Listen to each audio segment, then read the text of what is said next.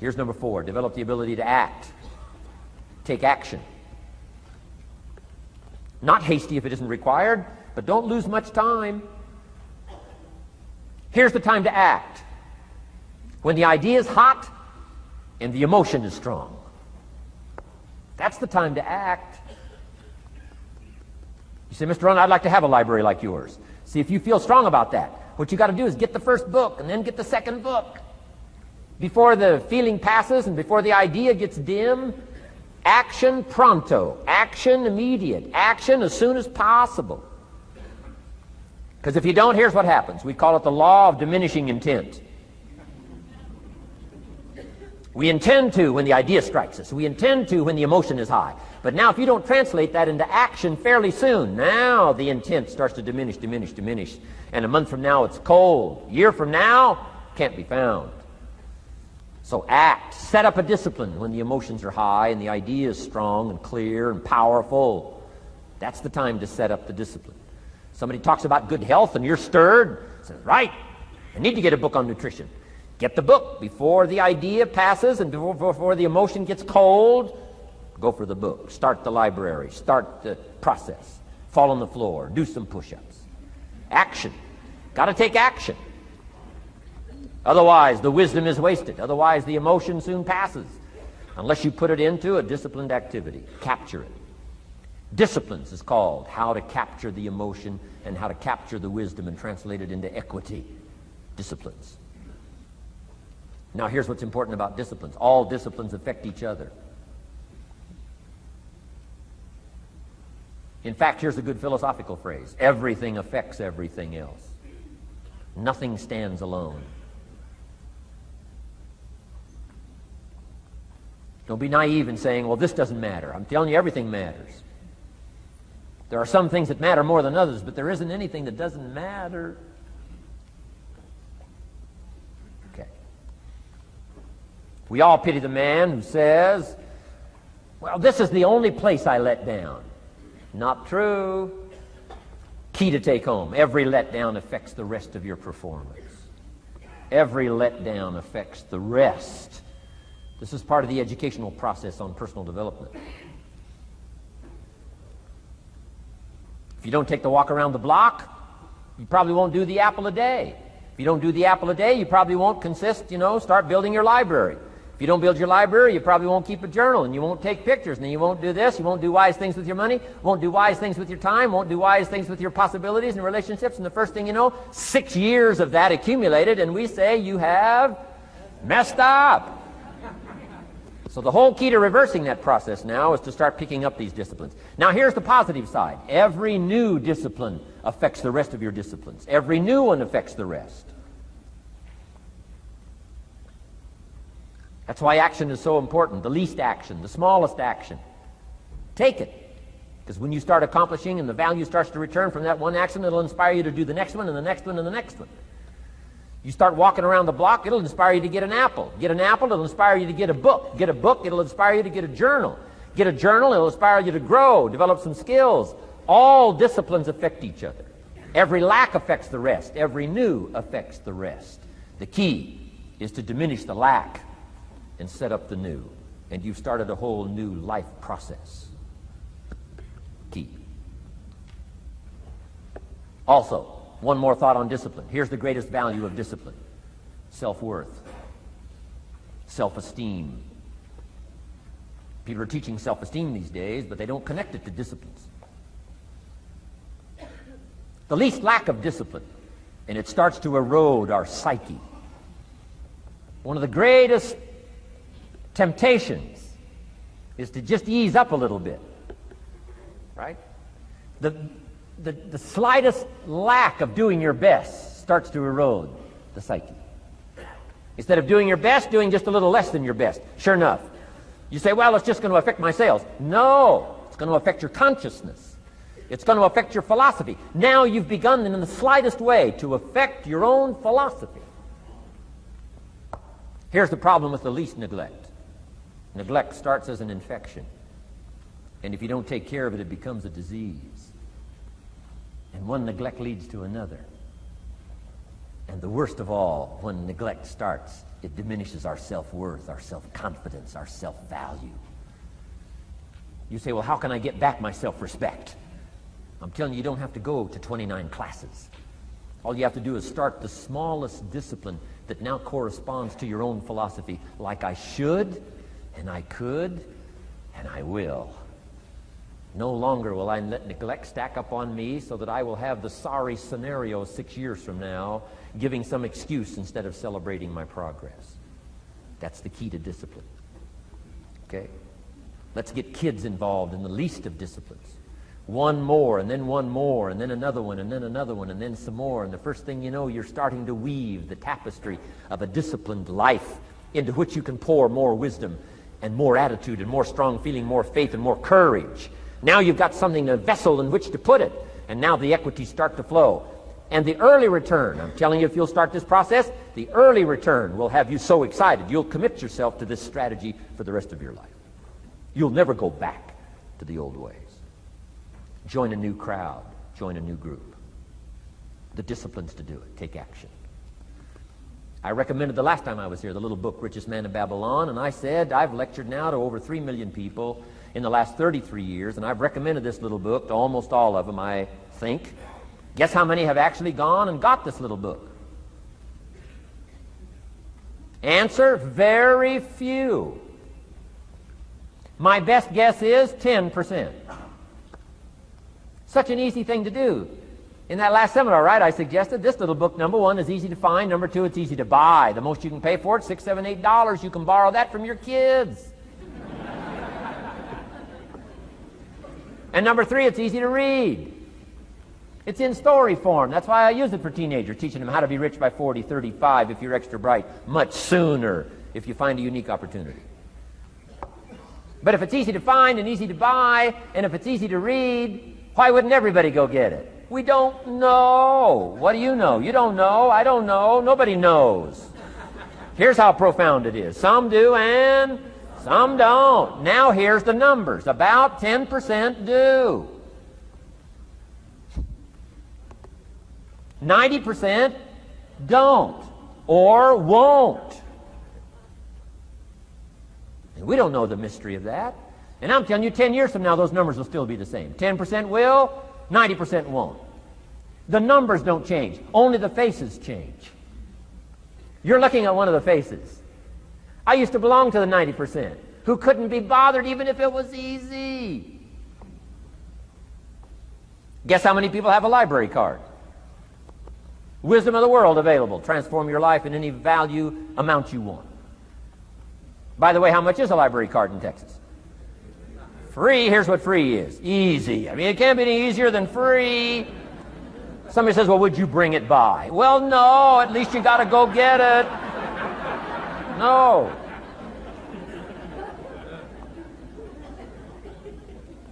Wisdom of the world available. Transform your life spiritually, socially, personally, economically, and every other way. Teach you how to be rich and powerful and sophisticated and healthy, influential. How many people have a library card? Answer, 3%. 95, 97% couldn't be bothered. Guy specializes in happy hour, but he doesn't have a card. And now readily and quickly blames the government and blames his company and blames policy and blames the pay scale. When if he only knew, if he joined the 3%, here's my advice to you today. Walk away from the 97%. Don't talk like they talk. Don't act like they act. Don't go where they go. Don't specialize in what they specialize in. Throw away the blame lists they cling to. Start you a new life. You say, well, is it as simple as getting a library card and join the 3%? And the answer is, of course. Of course. That's how easy this stuff is. This is so easy. It's so simple. It's not complex. You don't need a 2,000-year-old guru. You don't need multi-track affirmations. I'm telling you, don't. Affirmation without discipline is the beginning of delusion. Key. Don't let somebody sweep you into some contrary way to nature itself says, unless you labor. The miracle of the seed and the soil and the seasons and God and all the other stuff that's available, sunshine and rain, that's not available to you by affirmation. It is only available to you by labor. So labor well. Okay. Learn well. Discipline yourself well. And you can have all the treasures you want. This stuff's easy and simple. It's not ocean waves and seagulls. You don't have to move to Sedona, where all the force fields come together in Arizona.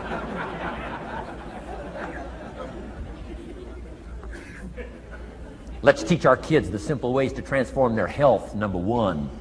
Their economics, number 2. Their ability to communicate, number 3. Their life and treasure and lifestyle, number 4. Spirituality, number 5. And the list goes on and on. Let's not leave out any of the least of disciplines that encourage us to do the next one, to do the next one, to do the next one. First thing you know, this whole scenario for you is spinning up instead of out of control on the negative side. This is all you got to do. It's as simple as this. It's as simple as a start, committing yourself to life change. And once you start down this road, I promise you, you'll join the 10% and the 3%. We're going to talk financial independence in just a little while. Guess how many people can retire from the income of their own personal resources when it comes time to retire? Answer, 5%. In the most independent country in the world, 95% are dependent, 5% are independent. Take charge of your own retirement. I'm telling you, if you take charge of your own retirement through personal development and all these skills we've taught today, plus what's coming up, financial independence, I'm telling you, take charge of your own retirement, you can multiply it at least by 5, maybe by 10, maybe by 20, maybe by 100. Let the government take care of it, some company take care of it, you got to divide by 5.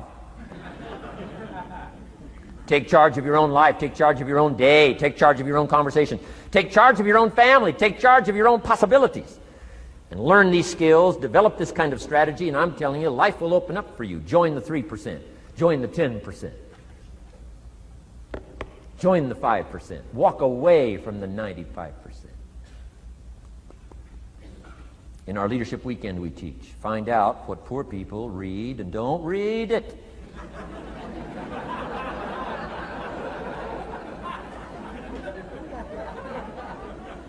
I'm telling you, don't talk like they talk. Lend a helping hand, but don't fall into their poor philosophical scenario. Don't blame what they blame. Don't use the excuses they use. It's called the language of the poor. Switch gears, switch language, switch ideas, switch strategy. Start with the simplest of disciplines. And don't bemean any of these disciplines. The smallest of disciplines starts the process of life change. And if you'll invest in this thing called discipline, you can have whatever you wish. It's called the beginning of a miracle.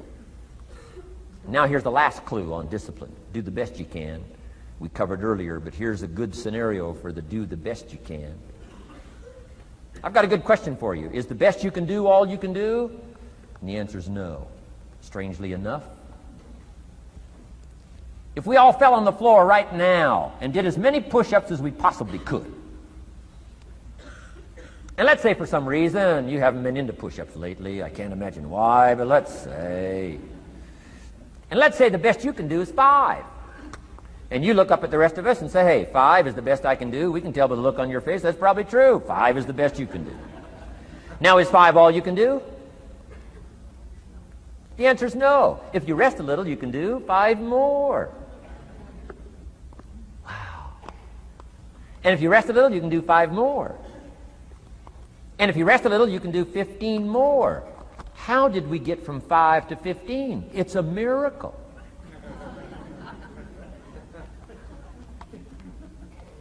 And if you rest a little, you can do 15, rest a little, you can do 15, rest a little, you can do 20. How did you get from 5 to 20? It's a miracle. Did you know you can keep doing that? Do a little more, rest a little, do a little more, rest a little, and finally get up to 50 push-ups? Is it possible to get up to 50 push-ups? Of course. How do you go from 5 to 50? It's a miracle. How do you get a miracle going? Number 1, do what you can. Don't leave out what you can, from writing a letter to your mother in Florida. Start cleaning it all up. 2, doing the push-ups. Go from 5 to 50. It's a miracle. Number 1, do what you can. Number 2, do the best you can. Here's number 3, rest very little.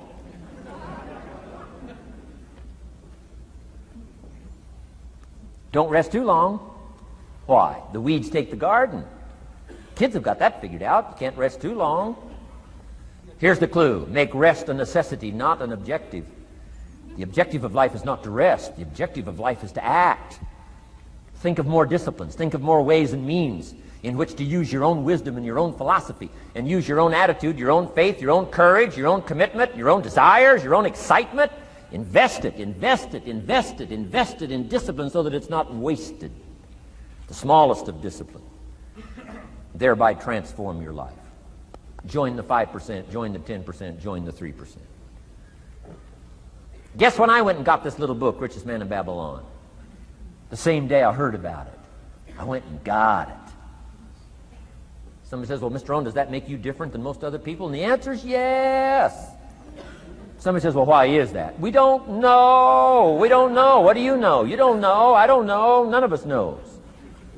Some do and some don't. The numbers don't change. Only the faces change.